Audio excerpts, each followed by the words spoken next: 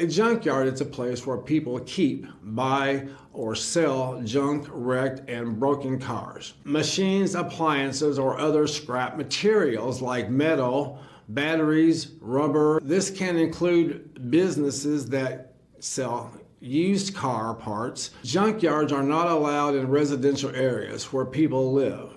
They can only be set up in special areas zoned for heavy industrial use, and the owner must obtain a conditional use permit specifically for junkyard use in order to run one.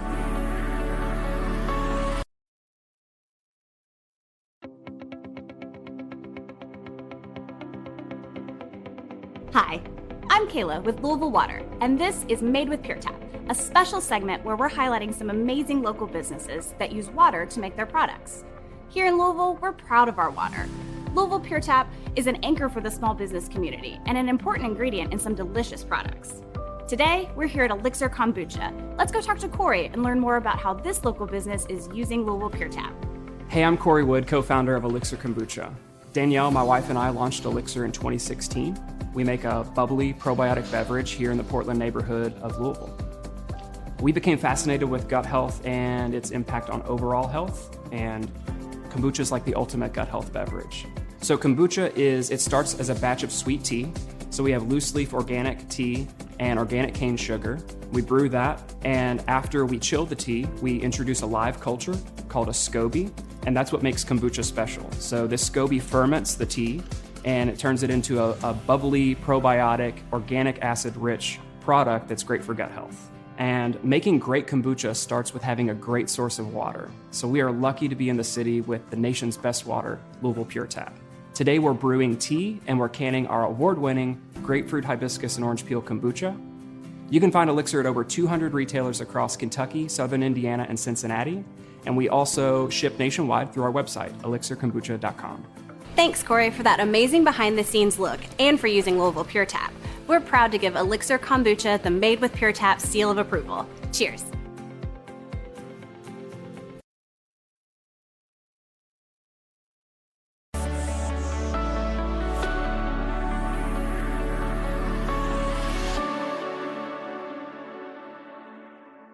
Common problems found during electrical inspections include missing GFCI or AFCI protections.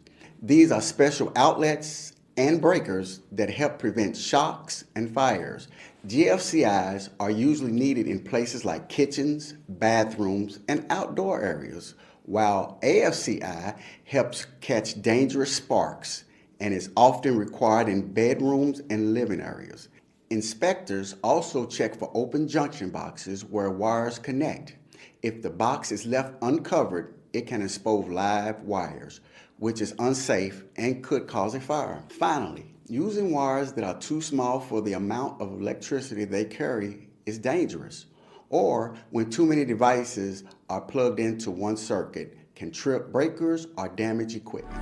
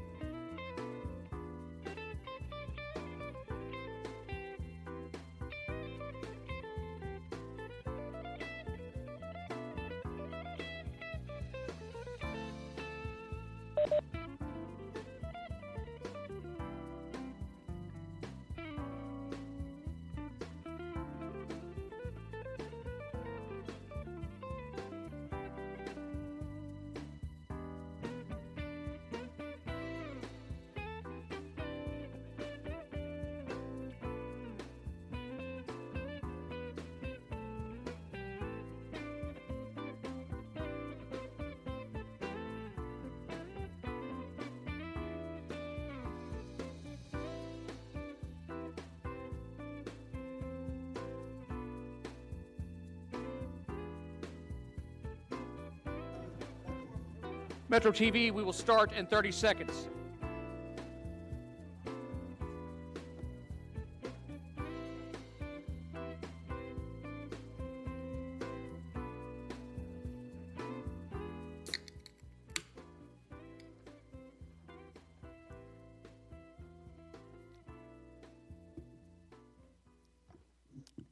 The regular Louisville Metro Council meeting of July 30th, 2026 will come to order. The time is currently 12 minutes after 6 p.m. Please rise for the Pledge of Allegiance.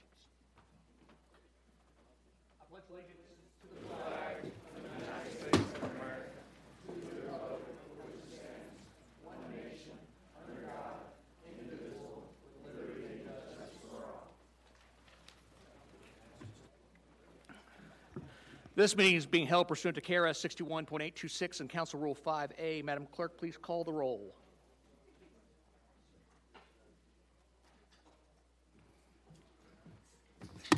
Councilmember Hawkins. Present. Councilmember Shanklin. Councilmember Parrish Wright.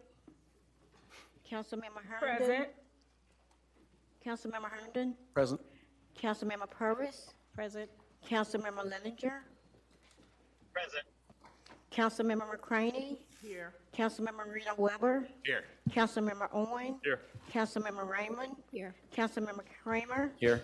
Councilmember Joseph. Here. Councilmember Sine. Here. Councilmember Best. Here. Councilmember Chapel. Councilmember Reed. Here. Councilmember Winkler. Here. Councilmember Parker. Councilmember Piagentini. Councilmember Benson. Present. Councilmember Roy. Here. Councilmember Bratcher. Here. Councilmember Hudson. Here. Councilmember Mulvey Rorich. Here. Councilmember Betshon. Here. Councilmember President Exton. Present. President Exton, you have 24 in a quorum. All right, and please let the record reflect that Councilman Piagentini has an excused absence. Madam Clerk, are there any addresses to council? Yes, sir, there is. Okay, let me remind those addressing council, a maximum of 3 persons may speak with the same position on any topic before the council. Madam Clerk, please call this first speaker. Lance Menace.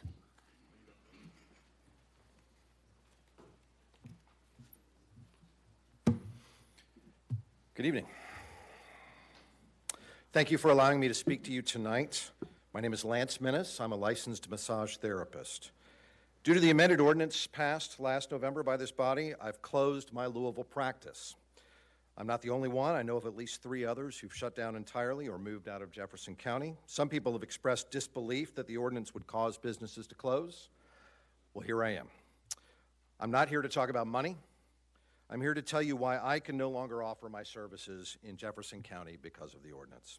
Very simply, it requires all of us in good standing and licensed by the state either to violate the ordinance, facing potentially tens of thousands of dollars in fines for operating a business that is otherwise in accord with state and federal law, or violate state and federal law, thus opening ourselves to lawsuits, possible loss of license, and possible jail time.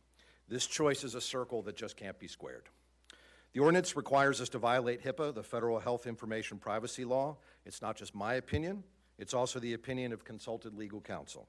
Compliance, even verifying someone as a client, which is itself a violation, means clients have grounds to sue me and the PT or chiropractor that referred them to me.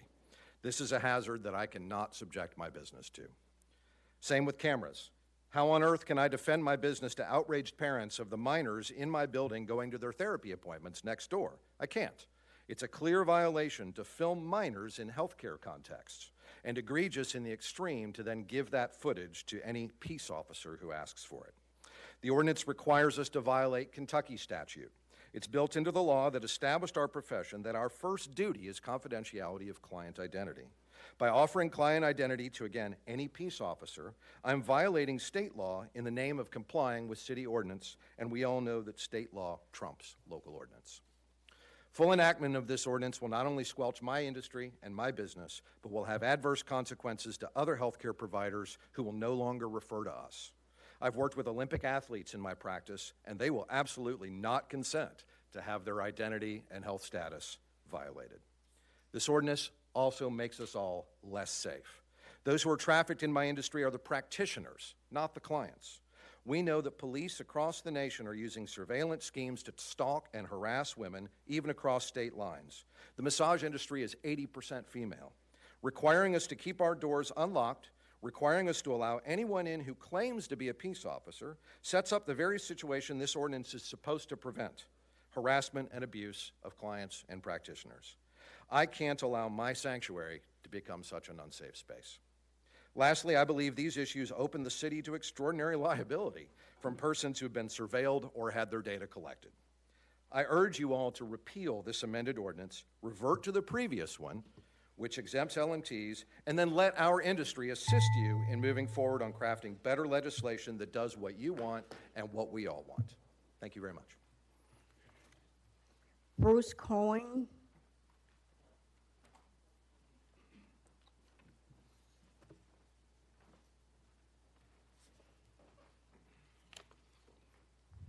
I am not as well organized as that fellow was, but I am really glad to be here. A couple people I know. I'm a plumbing contractor, I guess a retired plumbing contractor, but I renovate houses. I've renovated and currently have about 12 of them. 4 of them are on the National Register. One won an award about 10 years ago.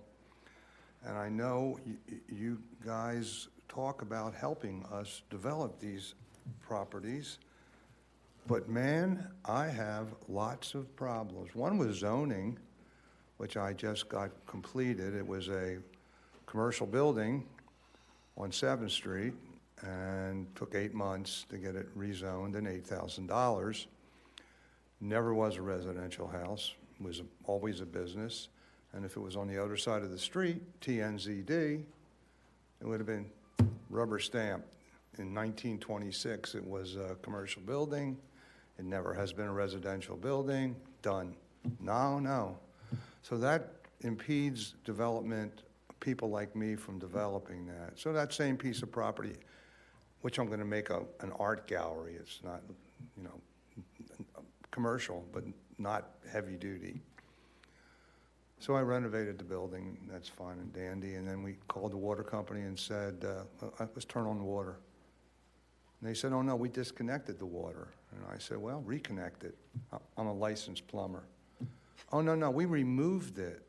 It'll cost you between $10,000 and $11,000 to restore the water to that building.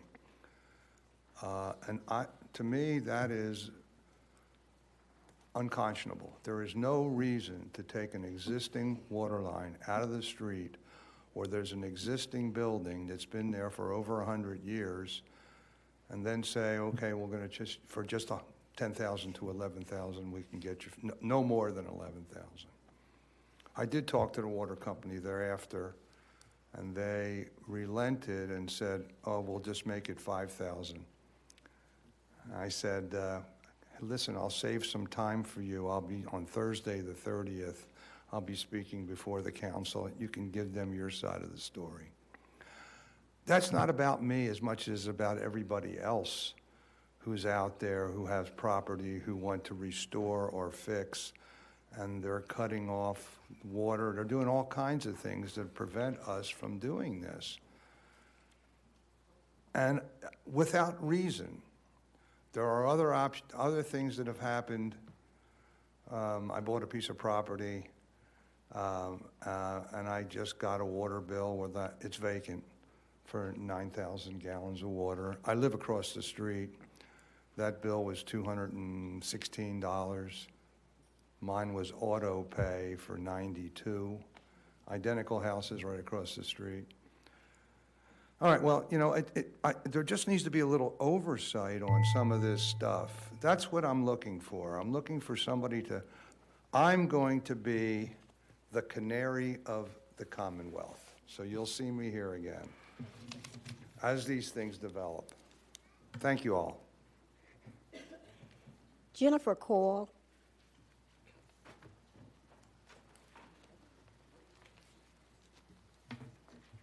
Good evening, I'm Jen Coyle.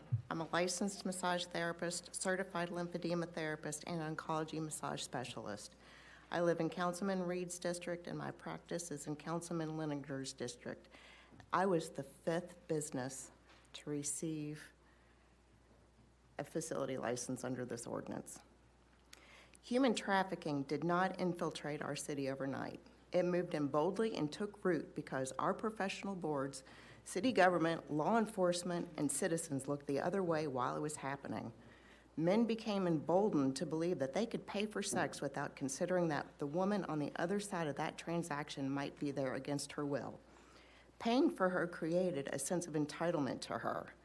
This is where trafficking begins, with the demand, and this is where it must be confronted.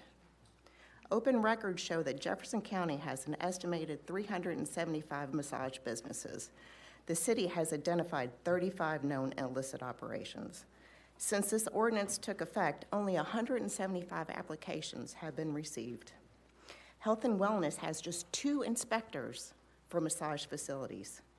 Only 8 inspections have been completed since June 3rd. That was the most recent. Only 5 licenses have been issued. I'm aware of 9 citations that have been issued for non-compliance. One of those citations was issued to a yoga studio that had already received an exemption. If shutting down illicit businesses were truly the priority, the pace of enforcement would be much faster and more deliberate.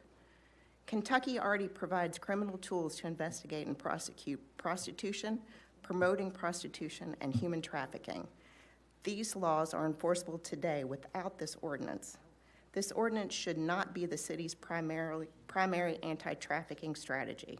Instead, it places burdens on LMTs while doing far less to address the demand that fuels commercial sexual exploitation. Members of this body and others involved with this ordinance have told our community not to worry because legitimate businesses aren't going to be targeted.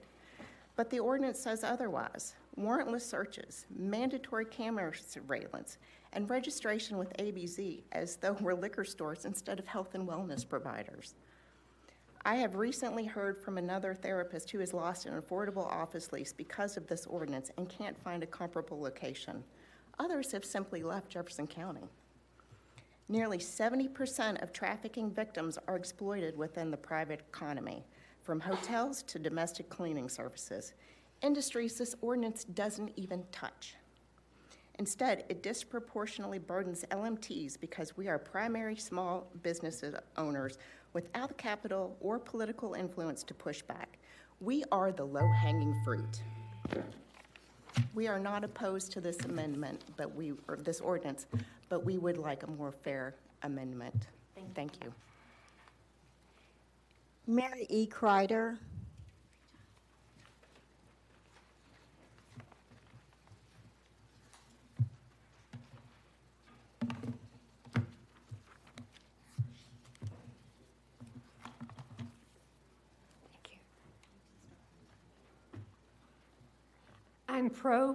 I'm Mary E. Kreider. I have a certification from T. Colin Campbell Center for Nutrition Studies. I'm for Louisville becoming one of the first 10 cities in the United States endorsing the plant-based treaty to reduce obstacles and encourage families with all lifestyle preferences to eat more fruits, vegetables, beans, and whole grains like old-fashioned oats and brown rice to increase our thriving and avoid illnesses. We all watch too many patients suffering with heart disease, diabetes, hypertension, excess weight, childhood obesity, asthma, cancer, stroke, arthritis, and dementia.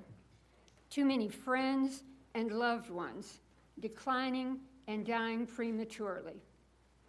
In 2014, I found Prevent and Reverse Heart Disease. I hope you all have that. There's one coming to you if not. It's information my husband John and I needed before he had a heart attack at 42 and died.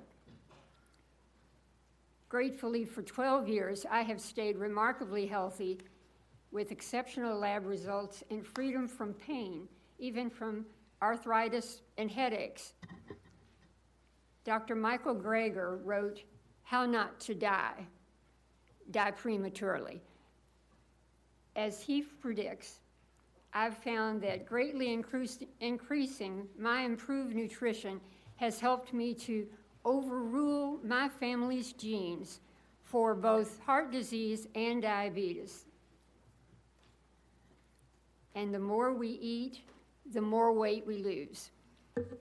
I've witnessed patients improving their health so much that they lowered their cholesterol and their doctors determined that certain medications or procedures were no longer needed, including stent procedures or bypass procedures. I have 4 friends who had their bypass procedure canceled. Some became free of hypertension, angina, and diabetes. People deserve to know they can have such power over the quality of their lives, their longevity, their health care costs. Still, we want to eat out. With supportive restaurants like Half Peach Bakery and Grape Leaf Mediterranean providing extraordinary dishes, we need not feel deprived. Your endorsement would facilitate greater awareness and support throughout the community. Please endorse the plant-based treaty. Lane Alexander.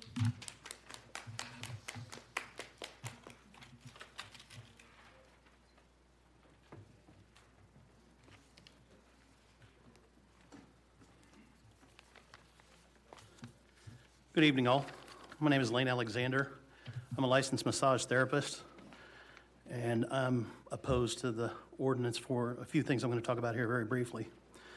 There was a desire to eliminate human trafficking in the Louisville area. This is a great idea, but the application of that idea can be difficult to implement. The massage facilities ordinance does not adequately address enforcement, and resources could be more targeted for a better result, instead of casting such a large net where several things will slip through, including licensed massage therapists who are already subject to laws and government by the State Board of Massage Therapy. More emphasis could be placed on inspection to those practitioners who are not licensed under the State Board. who are already in violation of Kentucky law. Additionally, a single practitioner, which I am, cannot physically human traffic someone because there's no one else in the facility. So therefore, as far as exemptions go, independent practitioners should be exempt from this because it's just simply not possible to traffic someone who is not there.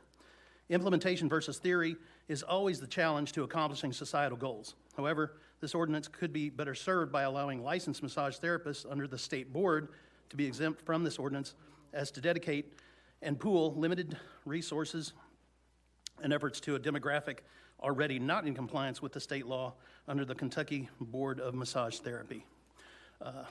Additionally, there are some of the concerns that have already been voiced about privacy concerns regarding cameras and things of that nature. So we basically, the protection of the client is the utmost thing that we do because the massage therapist mantra is do no harm, whether it be physical, emotional, to someone's finances or anything like that, and things in those nature. That is what we are about as licensed massage therapists who are already under the state board. So 3 minutes goes fast, but apparently it doesn't go fast enough. So thank you very much.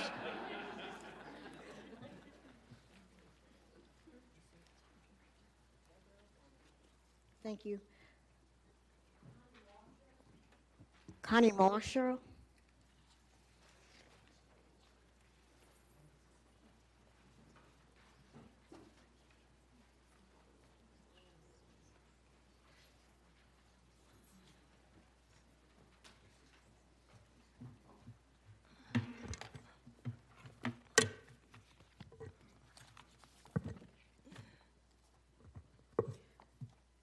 My name is Connie Marshall. I work. I'm a homeowner. I pay state and federal taxes.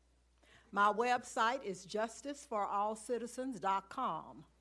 My email address is conniecmarshall@gmail.com. My topic is conspiracy against rights under color of law with intent to kill, falsely commit, or falsely incarcerate, which I have dealt with for over 20 years. Number one, I received an email from Louisville Metro Police that stated that I am less than a slave.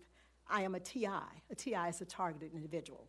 Number two, when I met with my Metro Council rep, she told me she was told not to meet with me because I am targeted.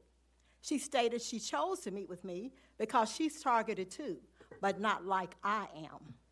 Number three, LMPD sent an email stating that they sent the man that tried to get in my home to murder me.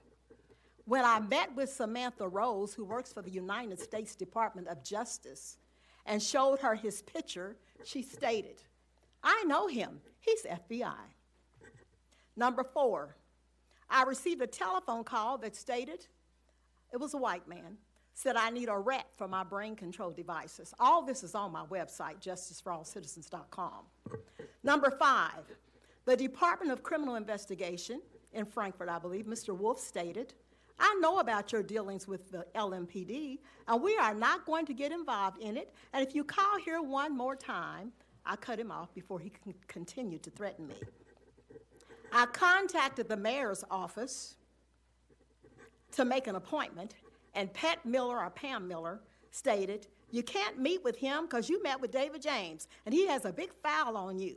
For the record, I have never met with David James. Number seven, some others involved and tried to frame me, violating my rights and cover-up include Tim Melton and David Millay of Louisville Gas and Electric, Malone Staffing, the Jefferson County Attorney, again, the Jefferson County Attorney. He's not going to sue me because he gave me evidence against him. The U.S. Postal Service, LMPD, FBI, and PNC Bank. I have never, ever had an account with PNC Bank. However, for 9 years, I have received statements for 3 Social Security accounts. I filed a complaint against PNC with the Controller of Concurrency and the Kentucky Attorney General's Office. PNC lied to the controller, stating they stopped the statements in 2025, and I filed a second complaint. The Kentucky Attorney General's Office stated PNC would not respond and advised me to get an attorney. Number 8, My computer was hacked and Microsoft flashed on my screen and gave a name, tech number, and telephone number. When I called the number, a white man stated, but at any rate, the last one I want to mention is LMPD has confessed to the murder of Elizabeth Elliott. Yes, they confessed to the murder of Elizabeth Elliott, LMPD. They can't sue me. Thank you, ma'am. Thank you, ma'am. And I have many other pieces of evidence that are on my website, justiceforallcitizens.com. Thank you, They Ms. Marshall. gave me videos, Ms. audios, Marshall, thank all you. of that. You're Thank you. welcome. Thank Again, you. justiceforallcitizens.com. Thank you, Ms. Marshall. You're welcome. Charles Morrison.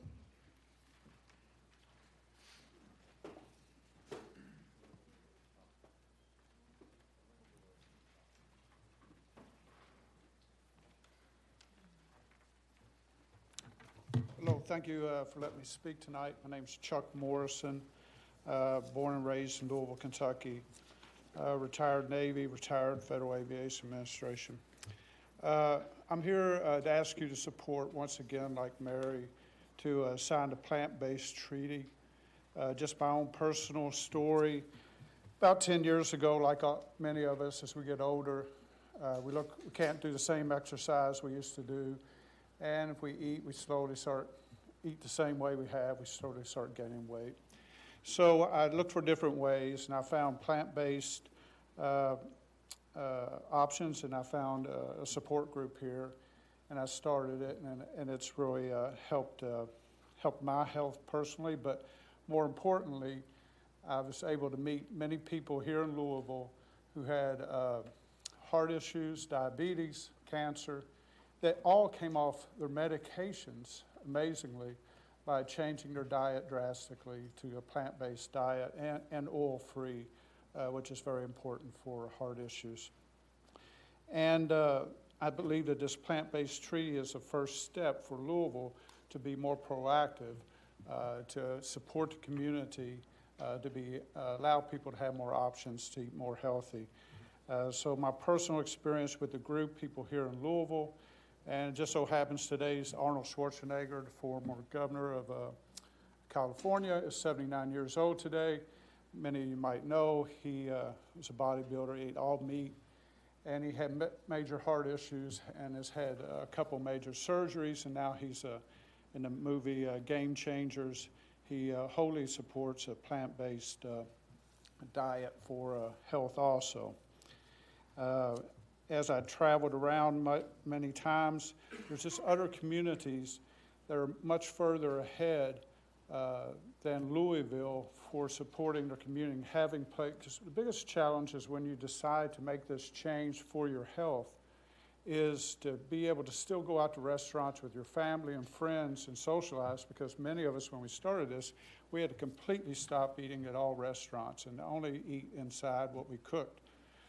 But that doesn't need to be that way. And it's slowly changing, but it needs more help from the government level to support that, because you can go to some communities and there's many more options.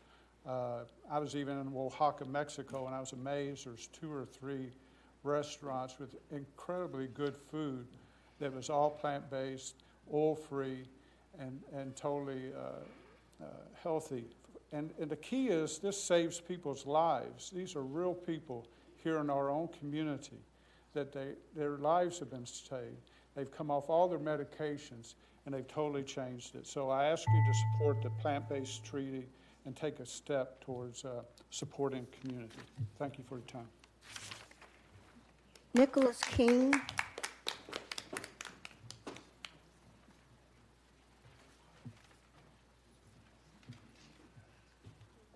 Good evening.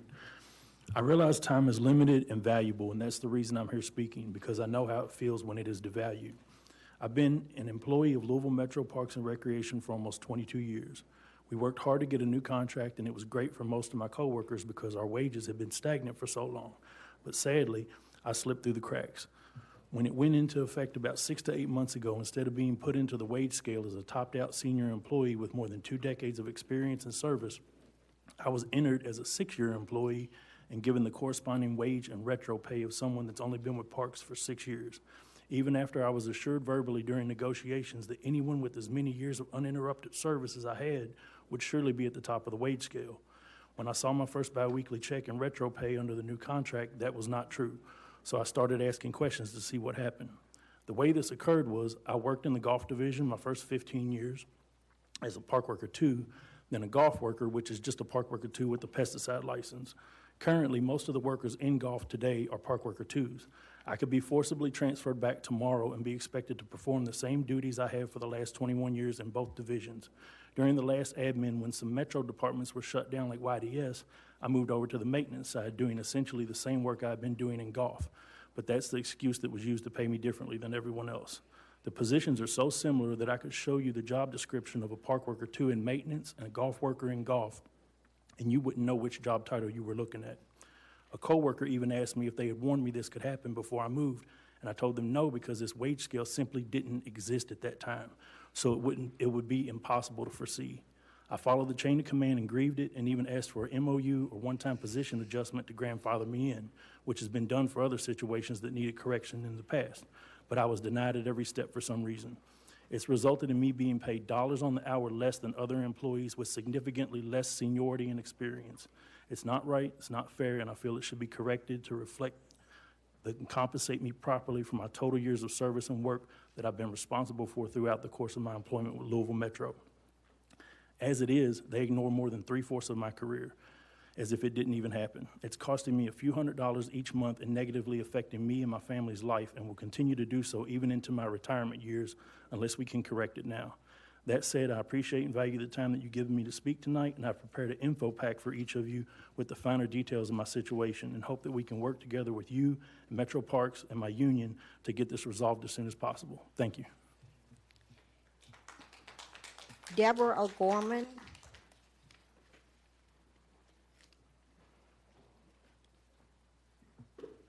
Good evening. I gave the young lady at the front a paper with a letter saying that when I was seeing all the apartment buildings, they were doing petitions. I've been coming to you all about the downtown apartment complexes. You know, I don't know if y'all, we got 2,600 apartments going up and 6 new hotels. I get the conventions every month and I pass them out.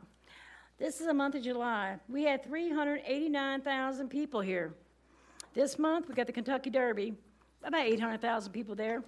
We got 6 new hotels going up. The people are bored. 4th Street Live. David Kors bought the 4th Street Live, bought the gallery for $1. I was there when David Armstrong did all that. Nothing's open. It's DEAD. We're not Metro. We're downtown. This is articles. Anybody remember First Link? Bruce died, and they closed it up about 2016. Kroger's right there on South 2nd Street. They closed up that because they had a San Antonio Inn kept coming across the street. My dad was a cop in the West End, Broadway roller rink, down the West End. The girls used to go across the street and do naughty things, so they didn't open up. I have talked, and I've got petitions going. Aldi's says they're willing to come downtown. Kroger's on Ormsby Avenue is ready to come back. We got 2,600 apartments. You got 300 apartments going across the street with $3 million at the old sheriff building. And you got 300 dormitories on Broadway, JCC. And I've talked to the headquarters. I'm a disabled woman on disability.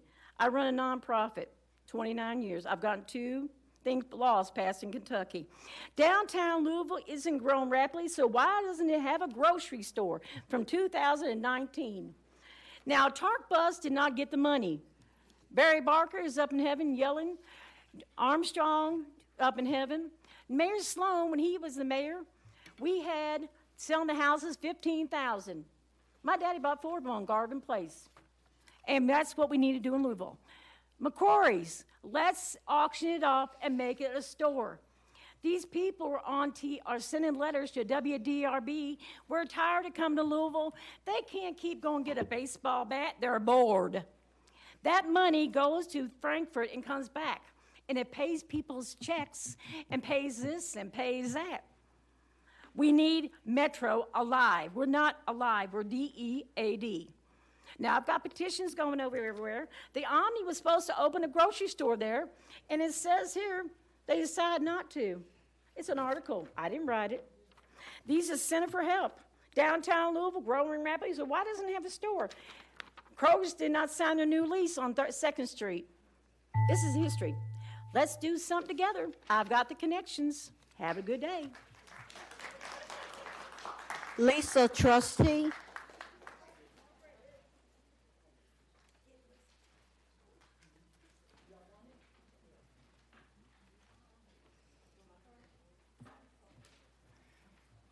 Good evening. My name is Lisa Trustee. I work at the Louisville Zoo and have been employed with Louisville Metro for 31 years. In my current position, I am in step 6 of the pay scale rather than step 12. This is due because I was a keeper for 22 years and then became the registrar for the zoo. I'd like to speak about something that is fundamentally a question of fairness. Every year an employee dedicates to this organization has value. Those years represent experience, knowledge, loyalty, and a commitment to serving this community. They are not just numbers on a payroll spreadsheet. They are years of showing up, solving problems, mentoring coworkers, and helping the organization succeed. When employees give years of their lives to an employer, it is only fair that those years are recognized and compensated appropriately. By refusing to include language in our contracts that protect employees' years of service, the employer isn't creating fairness or fiscal responsibility. They're creating savings at the expense of the very people who have earned that recognition. Let's be honest about what that means. The money isn't being saved because the work disappears. It's being saved because the employees are being denied compensation they have earned through their service. Calling it a cost-saving measure doesn't change reality. If the organization's budget is balanced by withholding fair compensation from long-serving employees, then those savings come directly from the pockets of the workforce. That's not efficiency. That's shifting the financial burden onto the employees who have already invested the most. Our contracts should reflect our shared values. If we value experience, then our contracts should prove it. If we say we respect employees, then our actions should match those words. This isn't about asking for special treatment. It's about ensuring that employees receive the recognition and compensation they've earned through years of dedicated service. Fairness isn't just something that we talk about when it's convenient. It's something we demonstrate through the choices we make and the agreements we sign. I urge everyone on the council to stand with us in recognizing years of service. Don't balance the budget by asking dedicated employees to absorb the cost. A fair contract should protect the people whose hard work has made the organization what it is. Thank you all for your time. President Eckerson, that concludes the addresses to council. Next, we have approval of the council minutes for the regular meeting of June 25th, 2026. Are there any corrections or deletions? Motion. We have a motion and a second. The minutes are properly moved and seconded. All those in favor say aye. Aye. Any in opposition?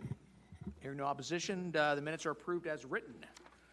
Next, we have approval of the following committee minutes, all in 2026. The regular committee of the whole, June 25th. Planning and zoning, June 21st. Labor and Economic Development, June 21st. Public Works, June 21st. Government Oversight, Audit, and Appointments, June 21st. Or July 21st on those. Madam Clerk, those Junes are all to be changed to July, okay? The regular Equity, Community Affairs, Housing, Health, and Education, July 22nd. The regular Appropriations, July 22nd. The regular Public Safety, July 22nd. The regular Parks and Sustainability, July 23rd. The regular Budget, July 23rd. Are there any corrections or deletions? Motion. Second. Items properly before us. All those in favor say aye. Aye. Any in opposition? Hearing no opposition, the minutes are approved as written. Madam Clerk, do we have any communications to the council? Yes, sir, we do. Please read those into the record. Dear President Ackerson, I am appointing the following to the Tax Appeals Board. Dominique Hill, new reappointment, term expires August 31st, 2027. Daryl Scrine, reappointment, term expires August 31st, 2027. This is to be read into record. Metro Council approval of these appointments is not required. Sincerely, Craig Greenberg, Mayor. Dear President Ackerson, in accordance with the ordinance, I am appointing the following to the Affordable Housing Trust Fund Board. Sarah Brady, new appointment. Term expires December 31st, 2028. Your prompt action is most appreciated. Sincerely, Craig Greenberg, Mayor. Dear President Ackerson, in accordance with the Police Merit Board ordinance, I'm appointing the following: Marina Gonzalez, new appointment. Term expires June 1st, 2028. Matthew Beck, new appointment. Term expires June 1st, 2029. Your prompt action on these appointments is most appreciated. Sincerely, Craig Greenberg, Mayor. Dear President Ackerson, in accordance with the Air Pollution Control District Ordinance, I am reappointing Robert Blair. Term expires June 30th, 2029. Your prompt action on this reappointment is most appreciated. Sincerely, Craig Greenberg, Mayor. In accordance with the ordinance, I'm appointing and reappointing the following to the Greater Louisville Lodging Management District Board.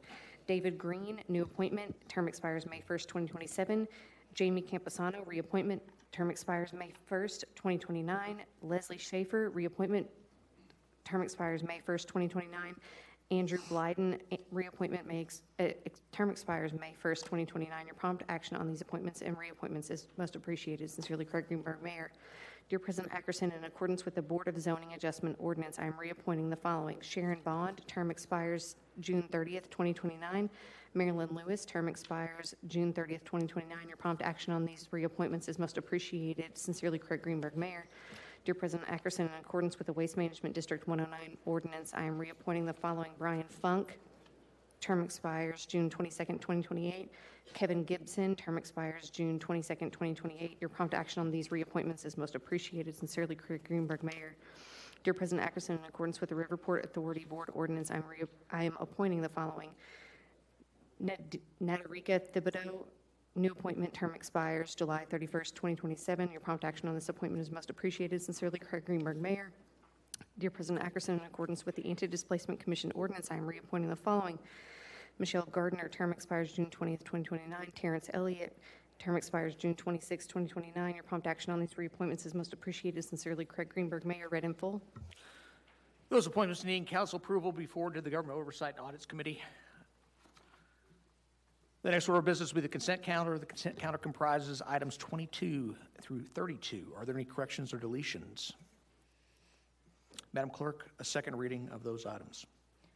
The following legislation was forwarded from the Appropriations Committee. Item 22, an ordinance appropriating $10,000 from District 3 Neighborhood Development Funds to Metro Parks to fund the gyms, not jails, programs to be held June 23rd to August 4th, 2026 at the South Louisville Community Center. Item 23, an ordinance appropriating $10,000 from the District 13 Neighborhood Development Funds through the Office of Management and Budget to the Fair Community United Incorporated for sponsorship of the 2026 Fair Fair to be held October 1 through the 3rd, 2026. Item 24, an ordinance appropriating $25,000 from the District 10 Neighborhood Development Funds to Louisville Metro Parks for costs associated with the following events: Camp Taylor Elementary Park Back to School Bash in July 2026, District 10 Community Day at the Louisville Tennis Center, September 26, 2026, the second annual horse tournament at Camp Taylor Park, November 2026, and the second annual Stud Fest in Joe Creason Park in June 2027. Item 25, an ordinance appropriating $9,922 from District 6 Neighborhood Development Funds to the Metro Parks for production costs associated with the 2026 Jazz in Central Park to be held August 23rd, 2026. The following legislation was forwarded from Equity, Community Affairs, Housing, Health, and Education Committee. Item 26, a resolution honoring Mitzi McCauley Wilson by naming the corner of 12th Street and Jefferson Street as Mitzi McCauley Wilson Way in her honor. Item 27, a resolution honoring Ms. Julia Rodriguez by naming the corner of Duncan Street and North 36th Street as Julia Rodriguez Way in his honor. The following legislation was forwarded from the Government Oversight and Appointments Committee. Item 28, an ordinance of the Louisville Jefferson County Metro Council to approve the annexation by the City of Prospect of a tract of land situated approximately east of Harris Creek, west of Timber Ridge Drive, north of U.S. Highway 42, and south of the Ohio River, is to the present boundary of said city, but not to the boundary of the former city of Louisville, and being in an unincorporated area of the former County of Jefferson. The following legislation was forwarded from Labor Economic Development Committee. Item 29, a resolution authorizing the mayor to accept $25,000 from the National League of City Institute as part of the Building Economic Relations and Communities programs to be administered by the Office of Social Services. The following legislation was forwarded from Parks and Sustainability Committee. Item 30, a resolution determining 2.966 acres of Otter Creek Park located in Meade County, Kentucky, is shown on Exhibit A attached here to and owned by Louisville, Jefferson County Metro Government, the governmental successor of the City of Louisville, is no longer needed and no longer practiced for the governmental purpose and authorizing its transfer to Meade County. The following legislation was forwarded from the Planning and Zoning Committee.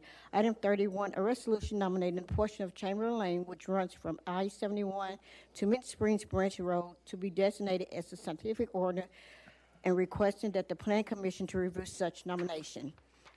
Item 32, a resolution determining real property located at 207 North English Station Road as surplus and not needed for governmental purposes of Metro government, authorizing its transfer. Read in full.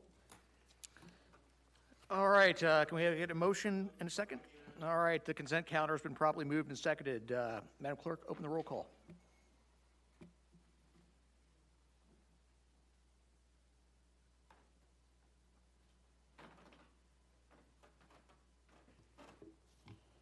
Voting's open. Well, I don't have it on mine. Did you open? You guys have it on yours? Oh, sorry. All right.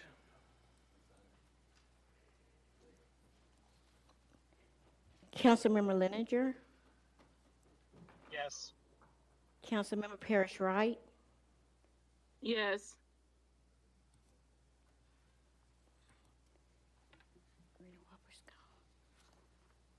voting's closing. President Eckerson, you have 24 yes votes. The consent calendar passes. The next item of business will be old business. Madam Clerk, a reading of item 33.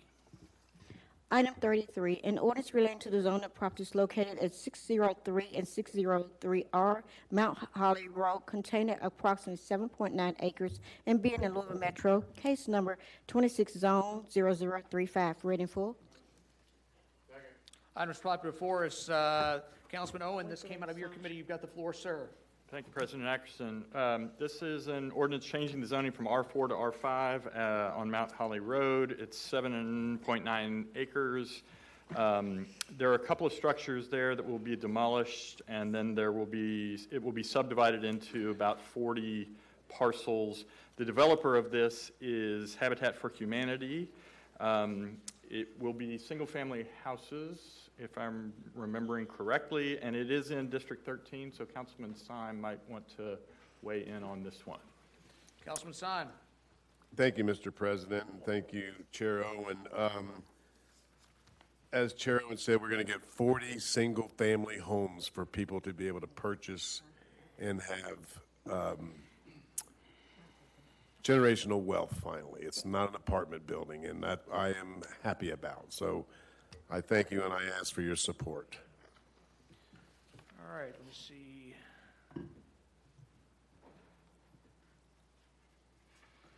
I've got no one in my queue. So, Madam Clerk, let's open the roll.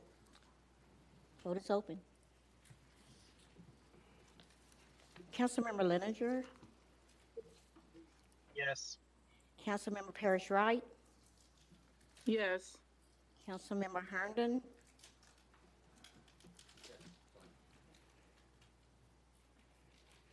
voting's closing. President Eckerson, you have 25 yes votes. The ordinance is adopted. Madam Clerk, a reading of item 34, please. Item 34, an ordinance establishing a development area pursuant to provisions of KRS 65.7041 through 65.7083 to be known as the Landmark Building Development Area, designating Metro Development Authority Incorporated as an agency adopting the development plan, approving entering into a local participation agreement, authorizing the payment of the released amount pursuant to the terms and the conditions of a local participation agreement, requiring the submissions of regular reports to Louisville, Jefferson County Metro Government, and authorizing the execution and delivery of any other documents and the taking of any other actions necessary to accomplish the purpose authorized by this ordinance. Read in full. Items brought before us, Councilman Reno Weber, this came out of your committee. You have the floor. Thank you, sir. This is establishing a 20-year lease to convert a property that has been fully vacant since 2017 into an active hotel.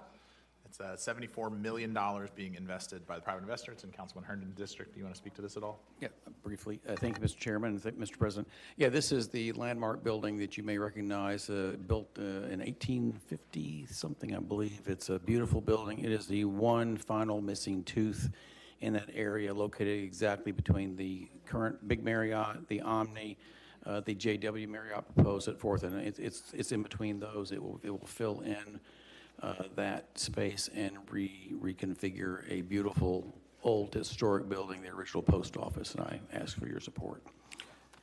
Councilman Owen, you're next to my queue. Thank you, President Atkinson. I will be abstaining from the vote here.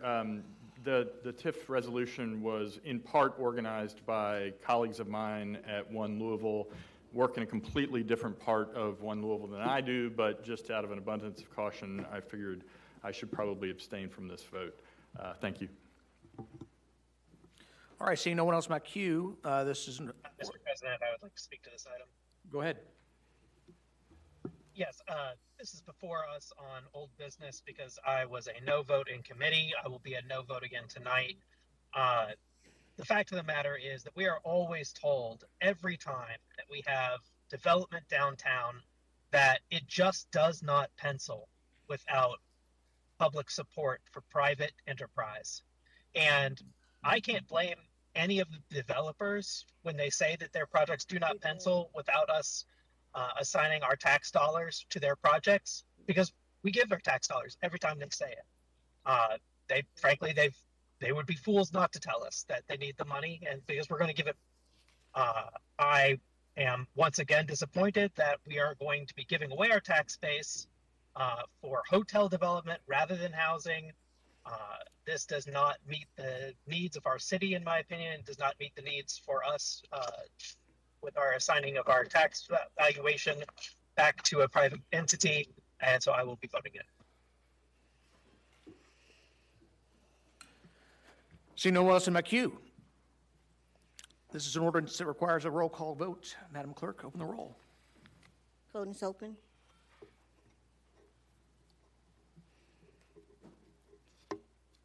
Councilmember Parrish Wright. No.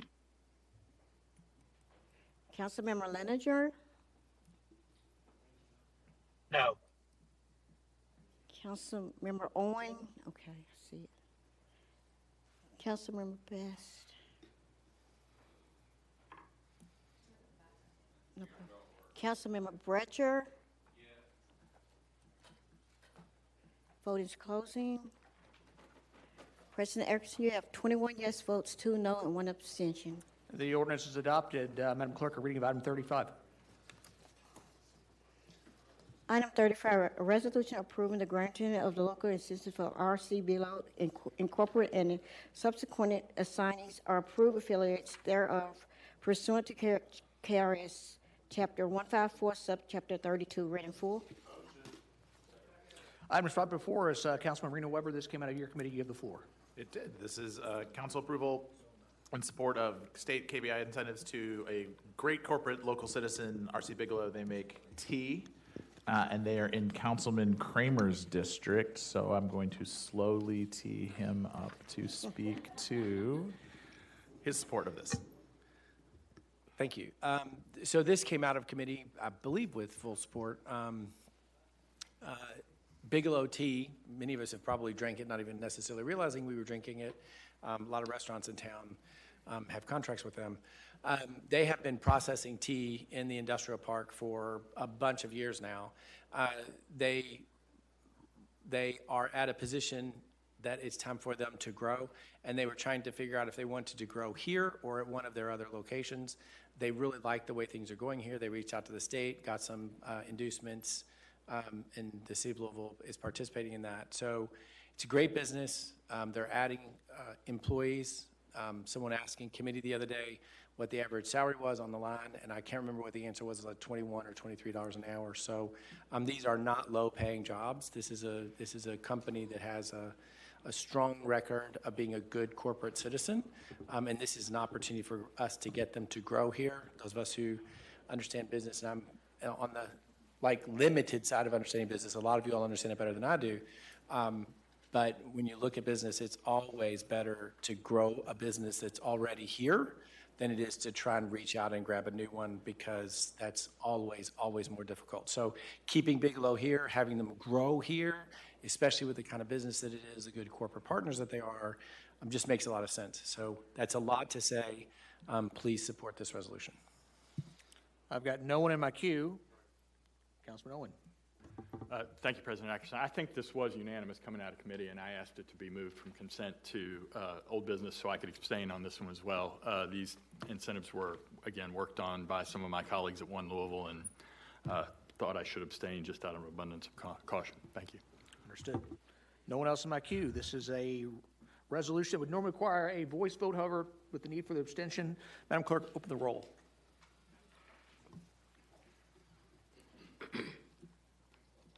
Councilmember Parrish Wright? Yes. Councilmember Leninger? Yes.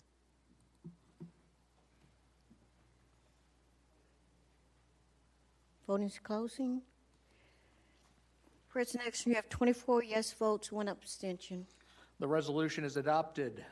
Madam Clerk, a reading of item number 36.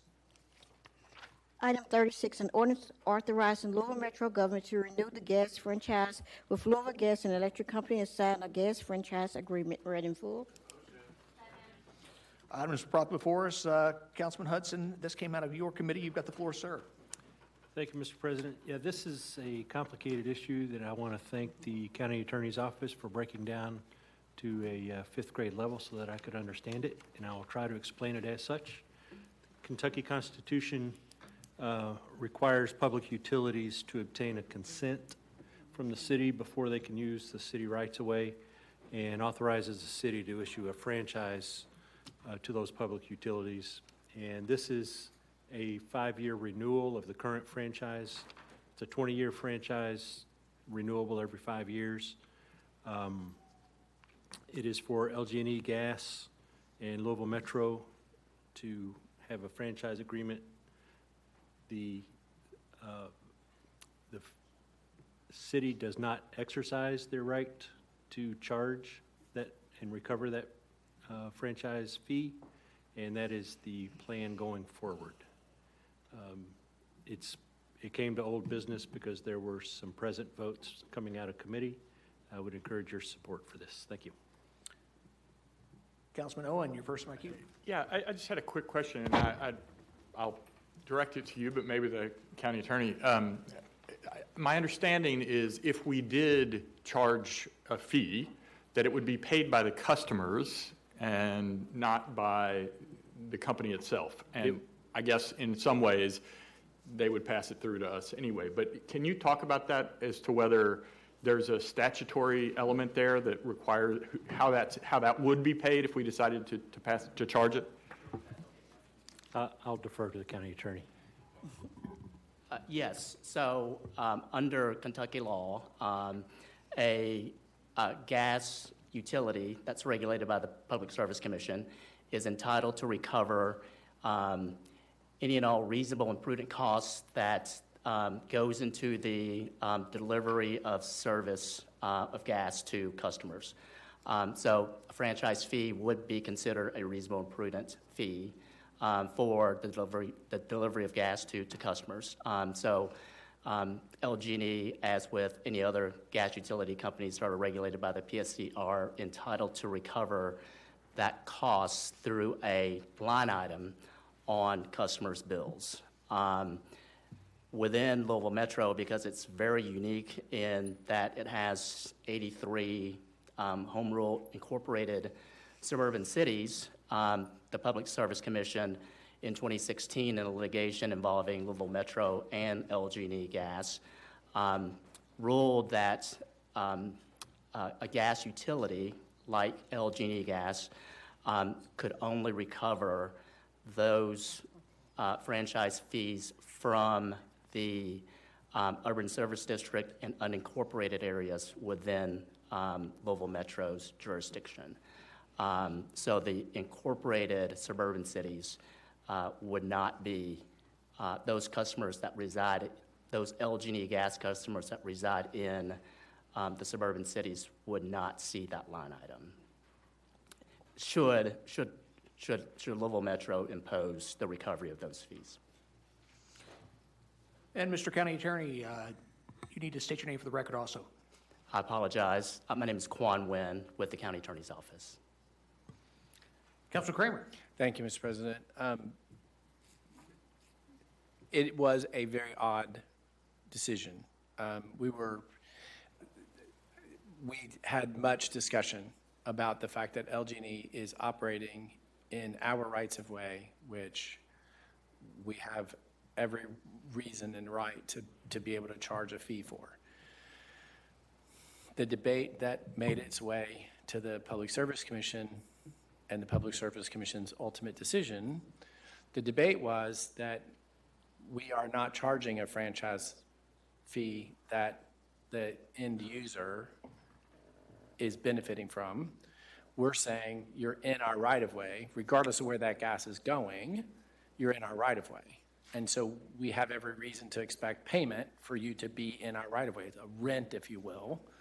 LG&E was able to convince the Public Service Commission that because the gas was passing through our right-of-way into some other end user's possession, that we couldn't charge that other end user.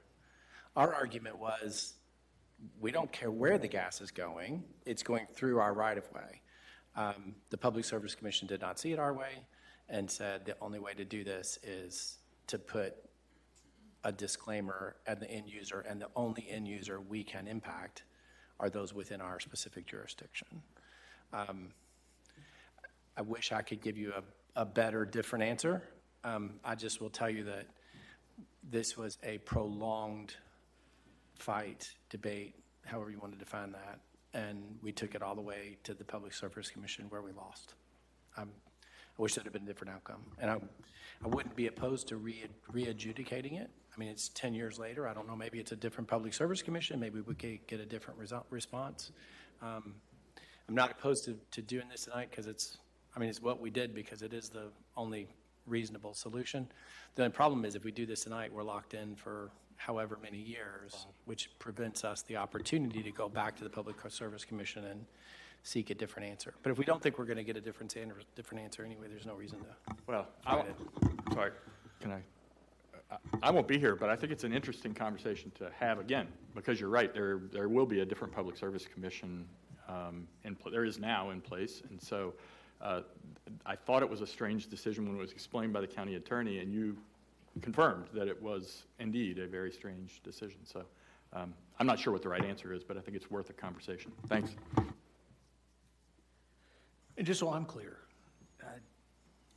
end result is we could charge the franchise fee, but then the citizens of Louisville utilizing that gas would pay that fee, and thus it'd be the equivalent of a tax by this body upon them, a tax that we have chosen not to take advantage of.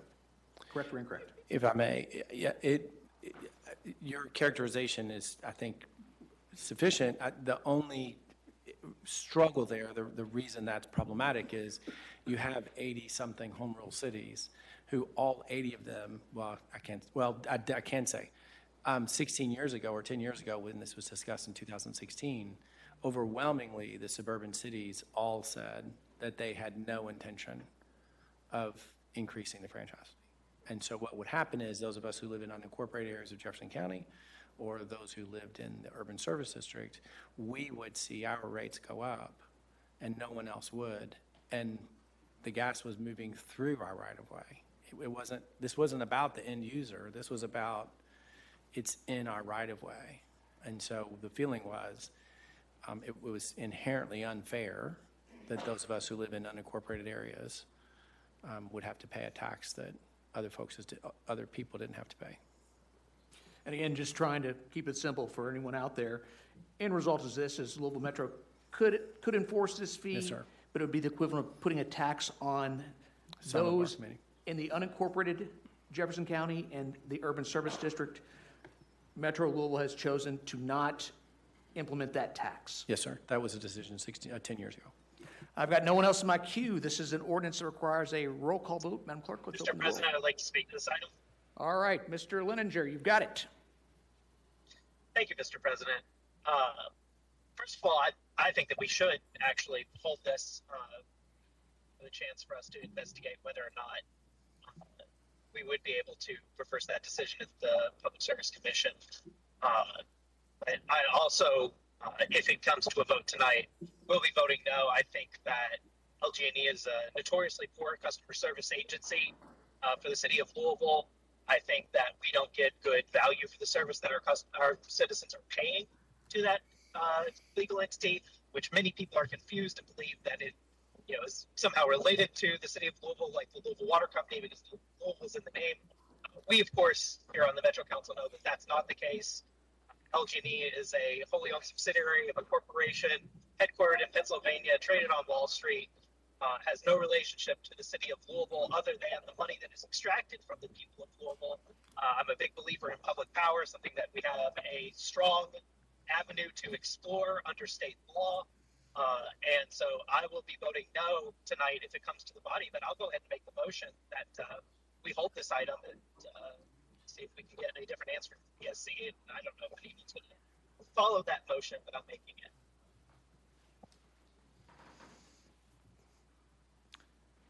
I believe there's been a motion made. Is there a second? Second. Okay, we're going to shift to the debate of the motion. Right now, Councilman Marino Weber, you're first in my queue. I presume you're speaking to this? Yes, sir. You have the floor. I was present in committee because I did not have the context that Councilman Kramer provided about the history of this. And I am very grateful for that and grateful for the work of the county attorney in clarifying that. This is not a good arrangement for us. It is not a good arrangement for us. And we continue to have many, many instances in which an entity that is not headquartered here, however, we are their most profitable business unit. You go into their corporate filings, we are absolutely the place where they are taking the most money to an entity that is not here and is not acting in our long-term interests. If any of you guys read the super fascinating thing that came in your last electric bill, which I usually don't, but it happened at this moment I did, and it said, this is why we don't bother to bury power lines, because it's too expensive for us as a corporate entity. And so we're willing to continue to overcharge you and not make the long-term investments that we should because it's inconvenient for our corporate earnings report. It's basically what it said in the newsletter. So the idea that we could actually go back to the PSC with a different configuration of the PSC and say this arrangement is not right, that is very appealing to me. And at the very least, I'd like to take the time to figure out whether or not that's something that we could and should do. I'm sorry, Mr. President. This is Sonia Harvard, the clerk. Per our rules, we cannot debate the motion to postpone. Was it to postpone or was it to send back to committee? Can someone clarify what the motion was? I thought that he wanted to table it, so. To hold, okay. All right, so the motion to hold pursuant to our clerk is not debatable. So, what we've got right now is we've got a motion to hold before us. And so, Madam Clerk, let's make a roll call on that. Can I get a point of order? What's that? Is there any consequence of timing here? There is.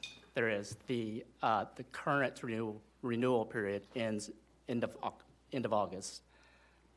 So in terms of in order to extend or not to extend, the decision would need to be made by the end of August. What would happen if we did nothing? Then, Mr. President, if I may, this question was asked in committee. What would happen if we don't approve it? And the answer from county attorney at that point was gas service would cease because there's no franchise in place. I think what she said is, I don't feel comfortable being on the spot with this right now. I'm not going to make this thing on the fly. It's possible that. I think she did not say definitively. Fair point. It is possible. Councilman Kramer, do you care to clarify? Well, again, I'm not a county attorney, and I don't know, what the rules stipulate, but if the agreement runs out, as I understand it, then we could let this out we could do an RFP. We could let this out for bid, and we could ask if any other gas company wants to come in under this franchise or under a franchise agreement that we came up with and put that out. When we contemplated that 16 years ago, or 10 years ago, it was in 2016. When we contemplated this 10 years ago, we understood that was not a reasonable concern, right? Like we knew that we were not, as a city, going to put this out for bid because that's not going to happen. The question really was between us and LG&E what the fee was going to be. Up until that point, and that, again, way more history than maybe, well, I don't know. This history is probably actually in context. Up until a decision by the previous mayor, LG&E wrote Louisville a check every year for the franchise agreement. They just wrote a check. The mayor decided that the franchise fee had been left alone for too long and that LG&E wasn't paying enough. And he nearly, I don't want to use numbers because I'm going to get that wrong, but it was a sizable jump. It wasn't incremental. It was a sizable increase. When he proposed such a sizable increase, LG&E balked. They said, no way, that's way too big of an increase. We're not going to do that. And the answer was, it's a franchise agreement. We can force it. When that decision was made, LG&E said, fine. If you want to raise it that much, we're putting it on the bill. We argued first that we shouldn't raise it that much. That's part of the reason I was involved so deeply in this is because the rate increase was not at all proportionate with what it should have been. I mean, granted, we hadn't raised it in a while, but that's not LG&E's fault, right? That was the city just didn't do it. So to come in with this astronomical rate jump wasn't fair. And I agreed with LG&E, it wasn't fair. But I also understood that they were paying us a flat fee, and they could have continued to pay us a flat fee. The question was, what was a fair flat fee? LG&E was not interested in discussing a fair flat fee, nor was the mayor, because the mayor was convinced we could get this much money by increasing the franchise fee, and LG&E was convinced that would be such a public outrage that there's no way that would ever go forward, and so they fought back. And I get it. I mean, if I was their attorney, I probably would have made the same arguments. But that's where this ended up. It ended up with LG&E saying, fine, you raise it. But when you do, we're passing it on to your consumers. And when we pass it on to your consumers, we're going to make it clear that we're passing it on only to the folks in certain parts of the community. That was so distasteful that we ended up where we are now. So the argument that somehow this is like we have to make this decision tonight, and I apologize that I'm having this conversation on the floor instead of 2 weeks ago, right, in committee. I was a little bit shocked when I saw it before tonight. I wasn't expecting this. I apologize. I should have followed the committee work more closely. And I would have been okay until the conversation started. And again, I'm not blaming the county attorney, but I cannot imagine the county attorney making an argument that LG&E would cut off the gas. Now, clearly they have that. I mean, they're in a contract right now. When the contract runs out, right, they can choose. But we also can choose. We can put it out for bid. Again, I don't think any reasonable person thinks we're going to put out for bid gas lines in Louisville. But certainly, the conversation about a fair franchise fee can be had, I suspect, and the reason I would probably vote yes if we don't table it. The consequence is going to be, if we don't do something, then we're going to end up with that same unfair situation. I don't want that. Mr. President. I'd rather vote to extend it than have something unfair come out of it. Mr. So President. what you're really saying, sir, is, you know, if we don't extend it and we pick the fight and go back to the Public Service Commission, the people of the Urban Service District and the unincorporated areas of Jefferson County will pay much higher rates until we're able to resolve this issue before. No, because LG&E can't charge us. The franchise has to be agreed upon. Okay. What this does is it extends the agreed upon franchise. If we don't do this tonight, there will not be a franchise agreement in place. And LG&E will either be able to choose to continue to operate without a franchise agreement. Louisville would be able to then engage in an opportunity to get a different franchise agreement, or we could talk to each other about what's reasonable. What's the drop dead date?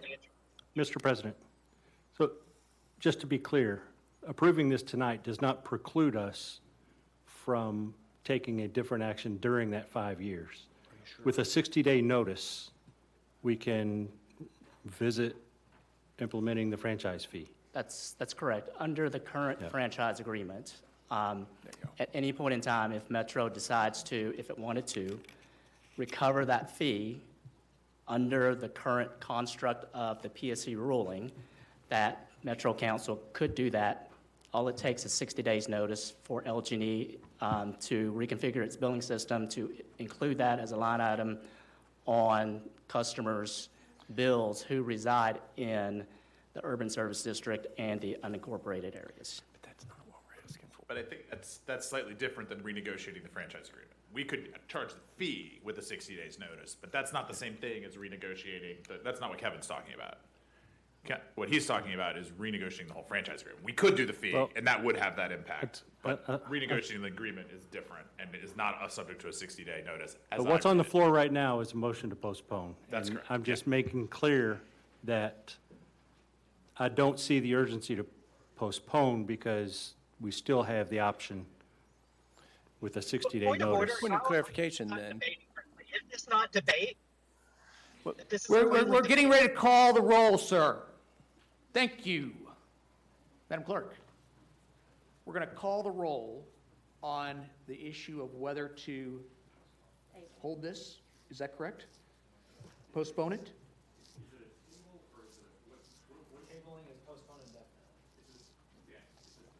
So this is a motion to table and postpone indefinitely.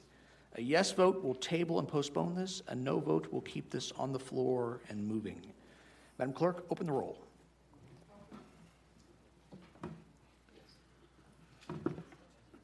Councilmember Parrish Wright, Yes. Wow.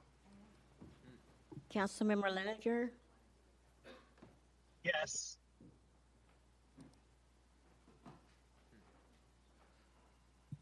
voting's closing. President Ekship, 18 yes votes, 7 no votes. The motion to postpone to an indefinite date passes. Madam Clerk, reading of item number 37. Item 37, an ordinance appropriating $18,000 from neighborhood development funds in the following manner: $11,000 from District 15, $7,000 from District 3, through the Office of Management and Budget to Friends of Nicole 50/50 Mentoring Collaborative Incorporated for costs associated with the Chris Wyandotte Career Readiness and Beautification Project. Ready for? Motion. Items properly before us. Councilman Joseph, this came out of your committee. You have the floor, sir. Thank you, Mr. President. This sponsor was Councilwoman Chaplin, District 15, and I'd like to yield my time to her. Thank you. As we were doing our last BOB program this past spring in the Wyandotte Oakdale neighborhood, we heard from a lot of people saying that there needed to be more activities for children, and we are partnering with 50/50 Mentoring to offer after-school programming for students, and they've done a similar program in the past, but students will not only have something to do, but they'll also get paid for their time for doing projects throughout the community. So they'll be doing everything from reattaching gutters to mowing yards to painting fences. And so we're really excited to have this opportunity. It's going to run the months of September and October in the area in and around Wyandotte, Oakdale, Taylorberry, Jacobs neighborhood. So if you think around Churchill Downs. And I think the total ask here is $21,000. I'm very grateful for District 3 for so far giving $7,000 towards this initiative. And if anyone would like to chip in to help children in our community make it better, I would really appreciate it. I guess young people, not children, young people. I've got no one in my queue. Now I do. Mr. President. Councilwoman Rui, you're first. $1,000 from District 21. Councilman Owen. I'll do 500. Did I hear Councilman Leninger chime in? Yes, Mr. President, $1,000 from District 6, please. It appears they are 500 short at the moment on the ask. Am I correct on that, Madam Clerk? Yes. Okay. No one else in my queue. Councilwoman Bast. And that 500 brings the ask to a full amount. Can we get a motion to amend this? All right, all those in favor of amending this with the new dollar amount, say aye. Well, thanks. Aye. Any in opposition? Hearing no opposition, we now have the amended ordinance before us. Madam Clerk, open the roll. Voting is open. Councilmember Parrish Wright? Yes. Councilmember Leninger? Yes. Thank you. Voting is closing. Mr. President, you have 25 yes votes. The ordinance is adopted. Madam Clerk, a reading of item number 38, please.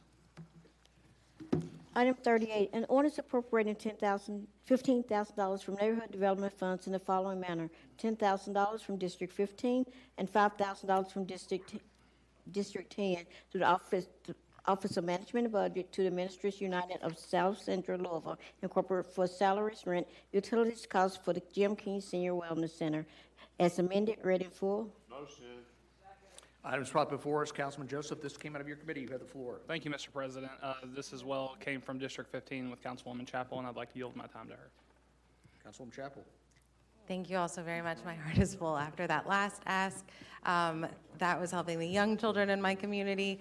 This one's helping our older folks in and around District 15 at the Muscle Jim King Senior Wellness Center in Snitzelburg. Even though it's in Snitzelburg, it does serve many of the districts. It operates Monday, Wednesday, and Friday from 9 a.m. to, I believe, 1 p.m. And it's really a wonderful place for seniors to gather. They have everything from chair volleyball to games and everything in between. Craft room, yard sale, all sorts of things. I'm giving $10,000 because I do want to give credit to the late President of Metro Council, Jim King. His wife has committed $10,000 to match my $10,000. So I'm very grateful to Debbie King and the King family for doing that. That still does not get us to where we need it to be. I'm grateful for District 10 for giving $5,000, but I am asking for other council members to contribute to this to help seniors in our community continue having friends and fellowship in their golden years. Thank you. Councilman Winkler, you're first in my queue. 500 from 17, please. Councilman Hudson. 1,000 from 23. Councilman Reed. 500 from District 16, please. Councilwoman Rui. 1,000 from D21. All right, I've got no one else in my queue at the moment. Mr. Chair, I'd like to do $1,000 from District. I'm sorry. This is Sonia, the clerk. We are at our total. Oh, okay, great. All right, so we're at the total. What's that, Stuart? We're at the total. You can't give any more. It's maxed. All right, we've got a proposed amendment to the ordinance adding dollars to this. All those in favor? Motion? Second? Aye. Second? All right, we've got the motion to amend before us. All those in favor say aye. Any in opposition? Aye. We now have the amended ordinance before us. Madam Clerk, open the roll.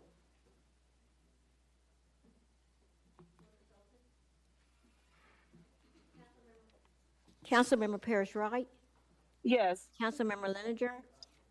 Yes. Voting's closing. Mr. President, you have 25 yes votes. The ordinance is adopted. Madam Clerk, a reading by item number 39.